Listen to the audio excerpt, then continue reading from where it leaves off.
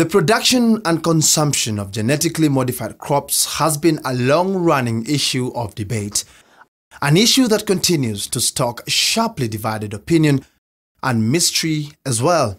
You will go to anywhere today and you will find very knowledgeable people tell you, oh, we do not want biotechnology because people will grow extra heads and extra fingers. No importation of GMO foods will be allowed in the country until further advice by the Ministry of Public Health and Sanitation. So what are GMOs and why has their development and adoption been such a prickly affair?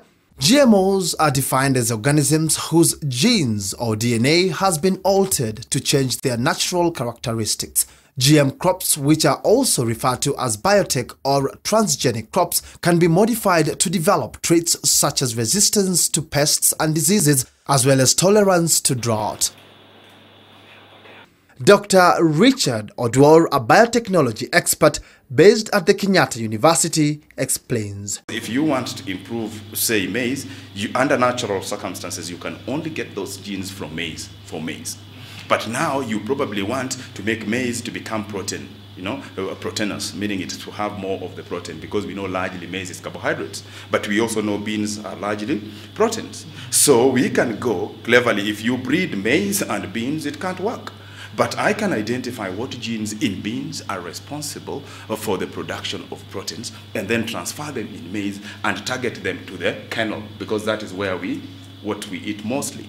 And I can also make it to the whole maize if we want also our cows that will feed on the leaves to also enjoy the proteins. The first GM crop, which is said to have been developed in 1993, was a tobacco plant resistant to antibiotics. But it was in 1994 that the commercialization of genetically modified crops began when the US allowed the sale of a GM tomato. Since then, crops such as maize, soybean, cotton, canola and the eggplant have had genetically modified variants.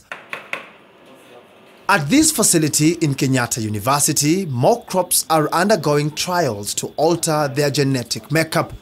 We are also genetically modifying cassava. We are genetically modifying sweet potato. We have done sorghum, maize largely as well, and most of the staple food crops. So these are genetically modified plants that are being conducted by Kenyans for Kenya. According to a 2014 report by the International Service for the Acquisition of Agri-Biotech Applications, the adoption of genetically modified crops continues to gain currency globally. The report indicates that 181 million hectares of land across 28 countries is now under biotech crops, with 18 million farmers involved in the production of GM crops. The United States of America ranks top among countries that have commercially adopted GM crops. It is followed by Brazil, Argentina, India, and Canada. In Africa, South Africa, Burkina Faso, and Sudan are the front runners in the adoption of GMOs. Technology is advancing in both developed and developing countries, and we would wish that this knowledge can also inform the decisions that are going to be made by our government. The position that Kenya has held on GMOs can be traced to a 2012 report by a French scientist, Professor Gilles Eric Seralini, which stated that rats fed on pesticide-treated, genetically modified maize developed tumors while others died prematurely. Although the findings presented in the report remain mired in controversy, some skeptics believe that GM crops still pose major health risks, a position that some biotechnology experts say is yet to be proven beyond doubt. We are talking about 20 years. You would imagine that we will have started to see some of those traits or side effects, even if it's not in a large scale, at least some semblance or some signal indicating to that point. We haven't seen that. There are those who equally feel that the push towards the adoption of GM crops